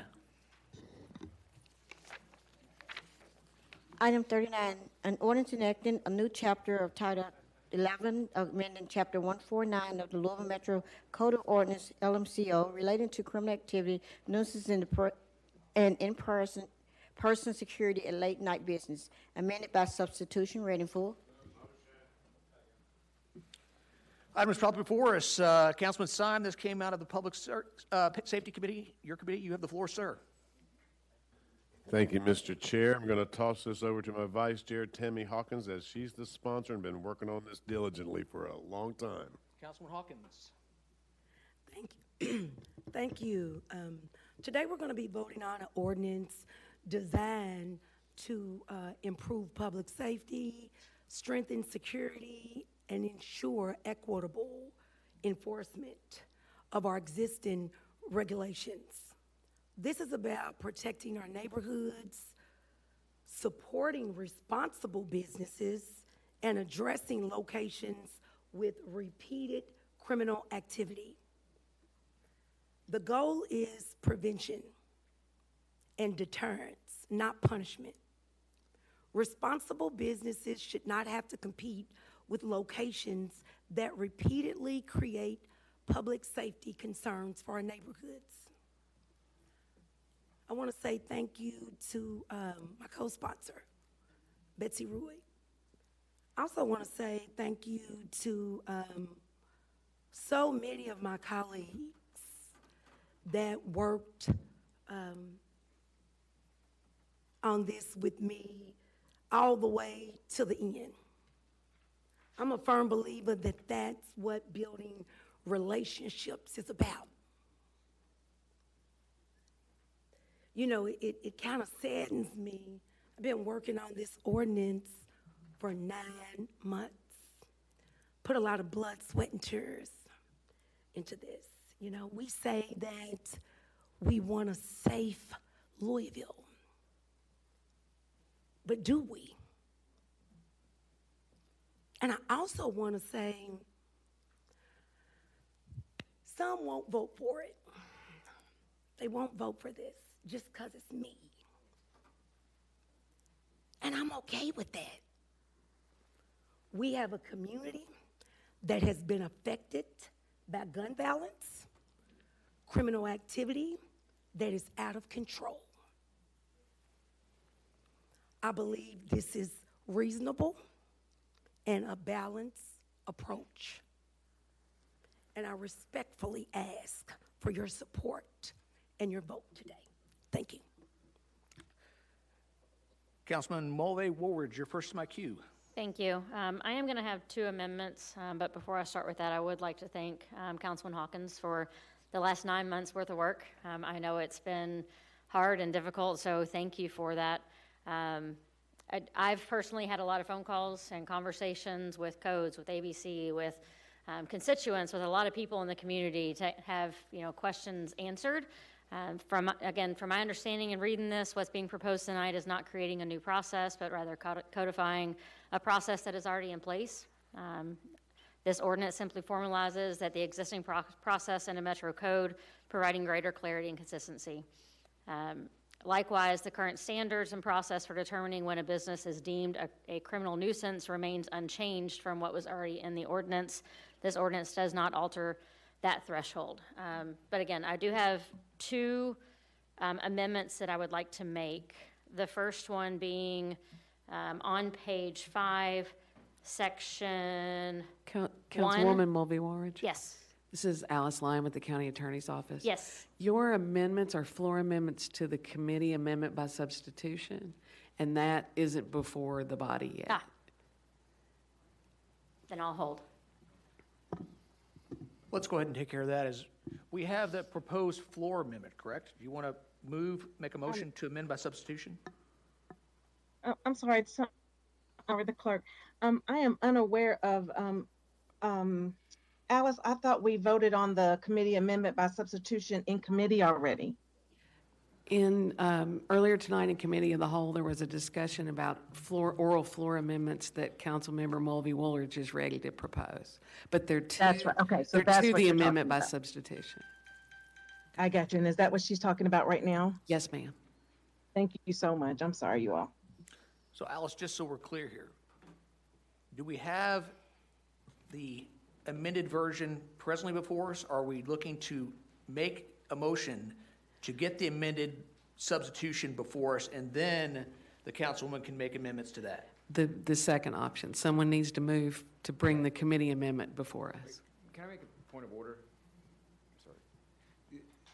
Again, to the clerk's point, I thought we voted on the amendment I thought the ordinance before us is the amended by substitution already.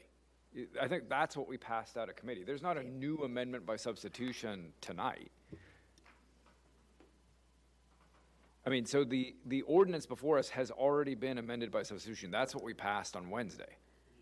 If I have added to confusion, I apologize. I trust what the clerk would Yeah, say. and so then Councilwoman Mulvey Woolridge's amendments would be in order just to the ordinance that's before us. That's my Okay. belief and understanding.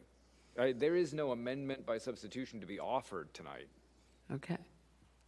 Can the clerk That's my recollection confirm and belief. that Sonia, that's can where? you confirm that that is the case? That is the case. We do have an amendment by substitution that was adopted, and now she is, unless they wrote it tonight, since Committee of the Whole, a whole new amendment by substitution, we're just adding the two other amendments she wants. Okay. It's just a floor amendment. Yes. Sorry. So now Floor we're amendment. back to Councilwoman, if you'd like to make your amendment Thank you. motions. Page 5, Section 1, 149.02, under the definitions, the security services. I want to update this language to add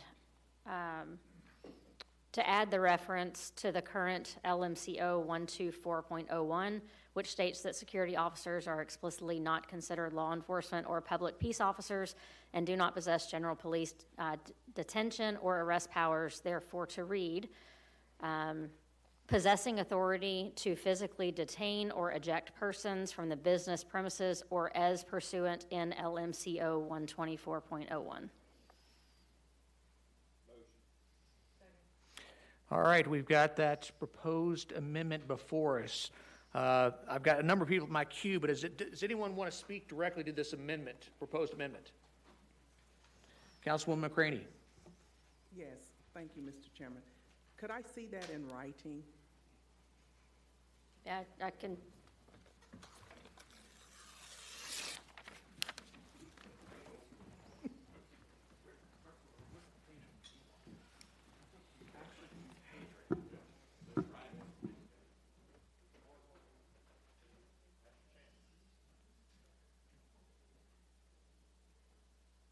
It's the bottom 3 sentences is what's being proposed.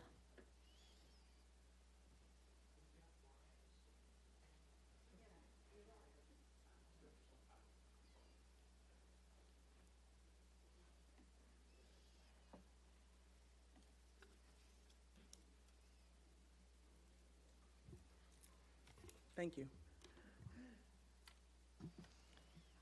Anything else, Councilwoman? Does anyone else have anything related to this proposed amendment? Seeing and hearing no one, the proposed amendment requires a voice vote. All those in favor say aye. Aye. Any in opposition? We have accepted that amendment. Okay. My other one is in the same section. This is under security provider, to remove federal as training is unknown as a peace officer, therefore to read. Possessing authority to physical detain or eject persons from the business premises. And also adding, so long as current or prior services is in good standings. And I apologize, I did not give the reasoning for that at first, but wanted to add that section to ensure that the person was or is in good standing with the agency. So again, I'll read that again.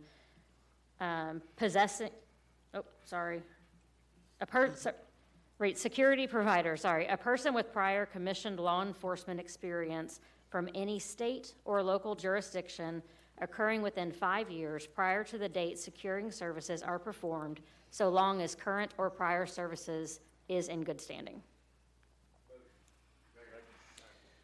All right, is there any debate on that proposed amendment? Seeing none and hearing none, the proposed amendment requires a voice vote. All those in favor say aye. Aye. Any in opposition?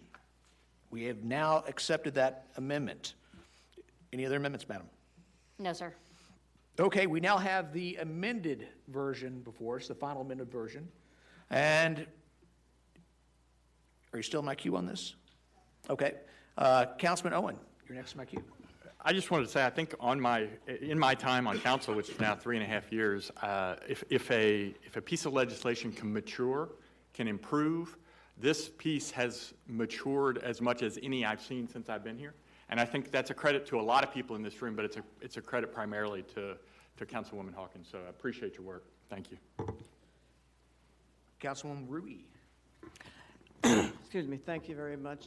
So I'd like to thank Councilwoman Hawkins for her work on this. It's been 9 months. I think it's time to birth a baby. We initially looked at our office. We had an incident at an event space, and it turned violent out in the parking lot.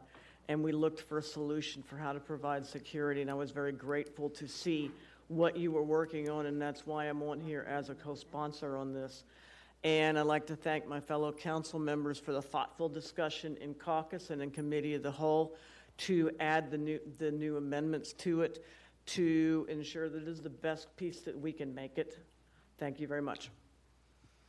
See no one else in my queue. Hearing no one. Councilman I would like to speak to this. Thank you, Mr. President. I also believe that Councilman Hawkins has greatly improved this piece of legislation since its initial introduction, and I would be inclined to vote for it. Unfortunately, due to the events on Bardstown Road with Atomic, one of the things that came out during the proceedings was the owner of Atomic said that an unnamed member of Louisville Metro government encouraged them to open a bar in the West End so that West End patrons, and we all understand that West End patrons means black patrons, would no longer attend clubs and bars on Bardstown Road, and they could go back to their neighborhood. I think that we have a process that is really open to bad action from political forces in the city that, frankly, are not as fully accountable to every neighborhood in the city as they should be. And for that reason, I just will not feel comfortable voting yes on this piece of legislation, although I really think that that's of no fault of Councilwoman Hawkins, who I think has crafted a much better piece of legislation. I wish we had a better city to receive it. So I will be voting no on those grounds. Councilwoman Hawkins, you're next in my queue. Thank you. I just wouldn't be me, and I thank everybody that I have built relationships with on this council. They know that I'm pretty passionate. I'm passionate about everything that kind of goes on in this city that has to do with crime. But what really, is so disheartening to me is it is not okay if there's white on black crime, but it's okay when it's black on black crime, because that's what's going on in the West End right now, right? And y'all know I just say the stuff that some people just won't say, but it's the truth. We march all day long when it's a white person has affected a black person. But we turn the cheek, and it's okay. And we go on like normal business when a black person kills another black person, and that's not okay. We got a lot going on in this city. And it's sad. Sometimes it's like, we crabs in the barrel. there's no way we can have a better city unless we all work together collectively. You know, and I wasn't going to speak on this. A lot of people on this council just has not been affected with gun violence or criminal activity.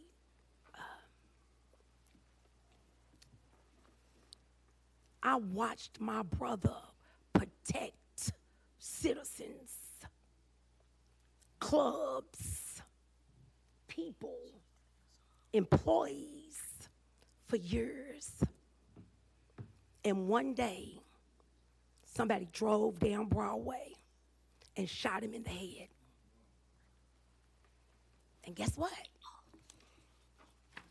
The next week or two, the club went on with normal business.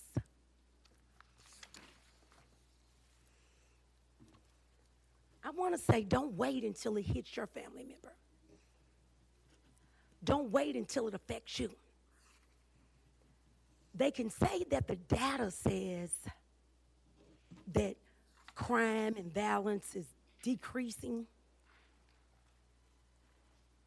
but it's not. Every day across this city, we are losing people. And just because it has not affected you yet, and you can think that you're doing yourself justice. You're not hurting me, not voting for this. You're hurting the community. And I'm okay with that. Because tomorrow morning, no matter how the votes go, guess what? I can wake up and look in the mirror and say, I tried. So I'm going to be okay. Thank you. Councilwoman Shanklin, you're next in my queue, and you have the floor, madam. Thank you, Mr. President. With the permission of the sponsor, I would like to be a co-sponsor because some of these same things happen in my district. Thank you. Councilman Hawkins, you'll be added as a co-sponsor, madam. Thank you. I've got no one else in my queue. Anybody? Mr. President? Yes, sir. You have the floor. Thank you, Mr. President. First, I want to offer my condolences, however long ago in the past it was, what happened to my colleague, Councilwoman Hawkins. I do know what it's like to be affected by gun violence. When I was running for office, my cousin was murdered in a club. He was shot in the head. He was executed. And so my heart absolutely goes out to you from a very understanding and shared perspective. And I just wanted to say that I do understand, because I do think that gun violence affects all of our families here in the city of Louisville, whether we realize it or not. Thank you. Seeing no one else in my queue, I would also remind my colleagues that our mayor was almost murdered running for office that first time. And so he, too, and other members of this committee are also aware of the gun violence out there. Seeing no one else in my queue, this requires a roll call vote. Madam Clerk, open the roll. Councilmember Parrish Wright. Present. Councilmember Leninger. No.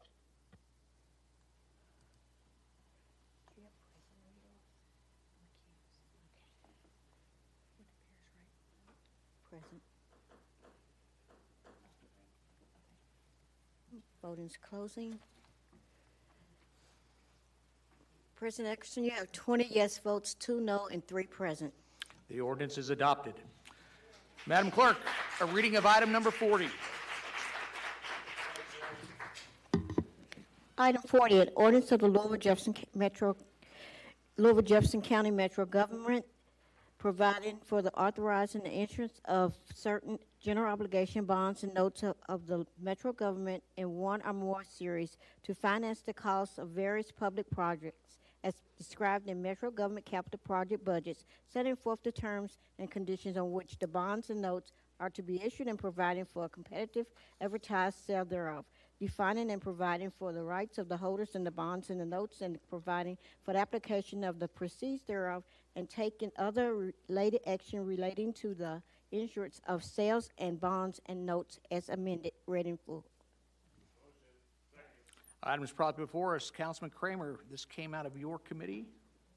Thank you, Mr. President. This committee was chaired in my absence by Councilman Winkler, so I would offer the floor to Councilman Winkler. Thank you. This is our standard bond ordinance that pays for the capital budget. The only reason it's on old business is the administration worked with Park to combine Park's debt issuance in this bond ordinance. Park is responsible for their portion, but it's going to be sort of going to market in one swoop, and so it was amended in committee. That's the only reason it's here. It did pass unanimously, and I would ask for everybody's support. Thank you. If I may, Mr. President? Yes, sir. Just a real quick follow-up, and again, to Councilman Winkler's point, Park would be responsible for their portion of this. We will take on no liability. There's no risk for us. That's on Park, and I would advocate for your support. All right, I see no one in my queue. This is a ordinance that requires a roll call vote. Madam Clerk, open the roll. Go for it. Do it. Member Parrish Wright, Yes. Councilmember Leninger, Yes. voting is closing. President Action, you have 25 yes votes. The ordinance adopted. Colleagues, before you leave, tomorrow, my understanding, is our clerk Amy's birthday. I think she's going to be 19, correct? Yes. Well, happy birthday. Happy birthday. All right, folks, the next item of business is going to be new business. As you leave the chambers, please do so quietly so the clerk may read the new business. I would ask those council members that wish to make announcements, please remain in the chambers and request to speak on your system under the announcements. New business comprises items 41 through 64. Madam Clerk, a reading of those items and their assignments. The following legislation is assigned to Appropriations Committee. Item 41, an ordinance appropriating $4,250 from neighborhood development funds in the following manner: $3,000 from District 3, $1,000 from District 15, and $250 from District 24 through the Office of Management and Budget to Feed Louisville, Inc. for costs associated with rent, personnel, and program materials.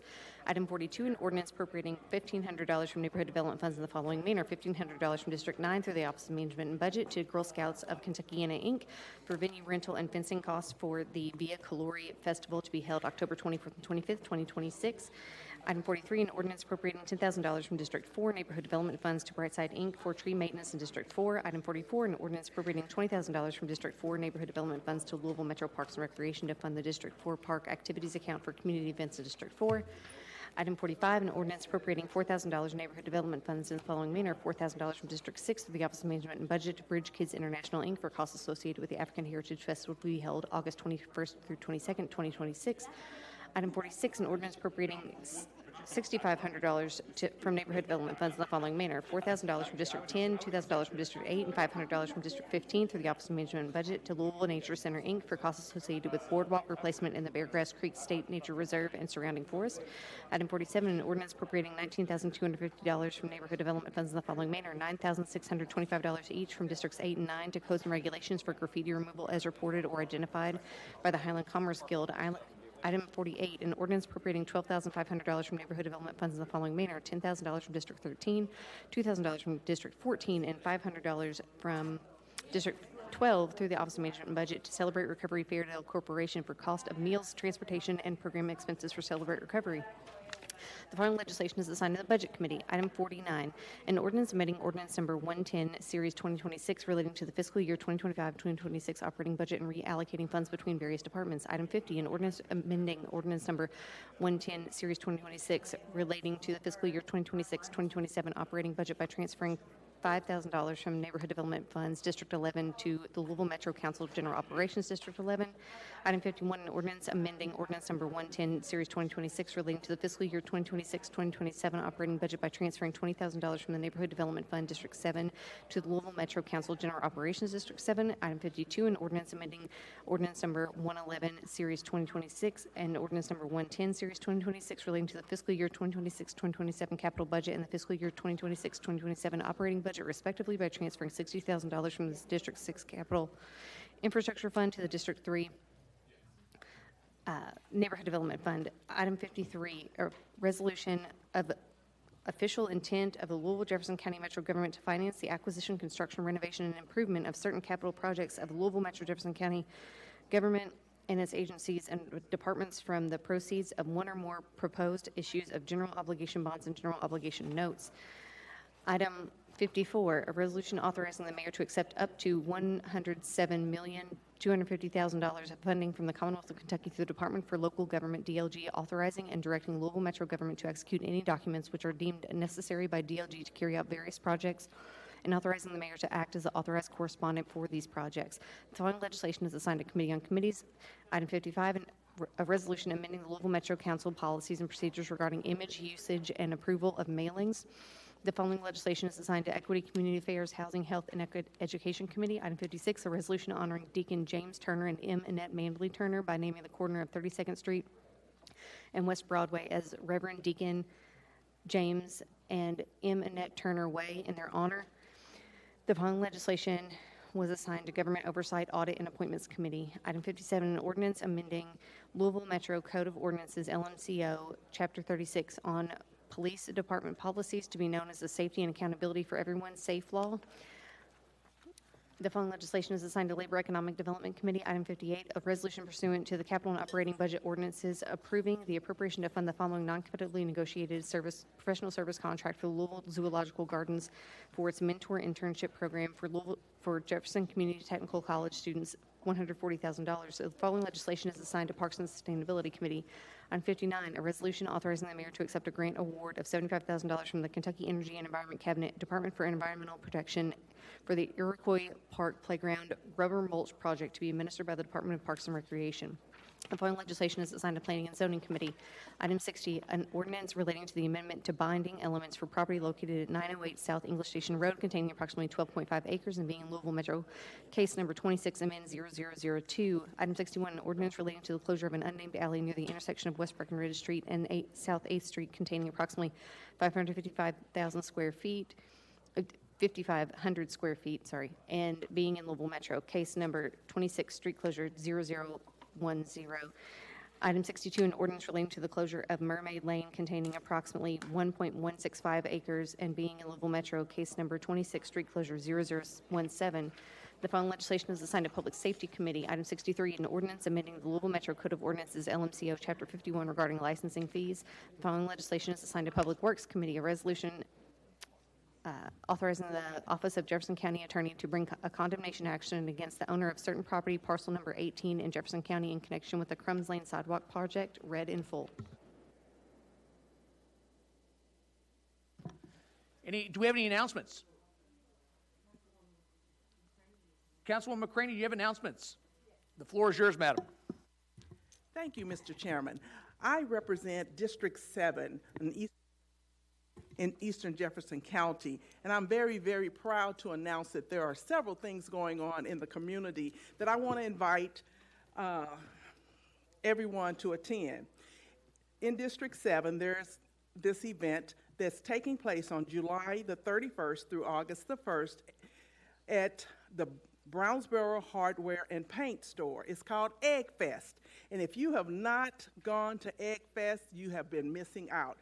I invite you to come to the Egg Fest and take a look at the activity that goes on in support of Recipe to End Hunger and another event, another nonprofit that all these funds raised will support. This is a festival that you get a chance to meet the rest of the community that's there, but more importantly, you get an opportunity to taste test so much good food that will be displayed during these 2 days of festivities. The beauty of Egg Fest is, again, 100% of these proceeds are donated to the Recipe to End Hunger. And it just goes back right into the community. So when you attend Egg Fest, you are doing a favor for the least of those who are really in need of support. And so I invite you on Friday, 6 to 9 p.m., July 31st, and on Saturday, August the 1st, from 9 a.m. to 3 p.m. Again, it will be held at the Brownsboro Hardware and Paint Store on 4858 Brownsboro Road. The other item I want to bring to your attention is on August the 8th, from 10 a.m. to noon, I, as the councilperson for District 7, will be hosting a Muffins with McCraney. The Muffins with McCraney is a neighborhood meeting that I host quarterly. But on this particular event on August the 8th, we are honoring our brave, wonderful first responders of the St. Matthews Police Department and the Linden Police Department for their bravery and their actions in working with someone who had a mental illness situation. They work with this individual for about 6 hours, 5 to 6 hours, and peacefully they were able to get this resolved. That, my friends, is bravery, it is patience, it is great public service. So on August the 8th, we will be recognizing the City of St. Matthews, and we will be recognizing the City of Linden Police Department. The chiefs will be recognized for their leadership, and all the officers involved in that incident will receive proclamations. I invite you to come out. It will be held at the Northeast Regional Library from 10 a.m. to noon on August the 8th. Thank you so much, and I hope to see you there. All right, that concludes the meeting. Our next meeting is scheduled for Thursday, August 13th, 2026 at 6 p.m. With no further business, we stand adjourned.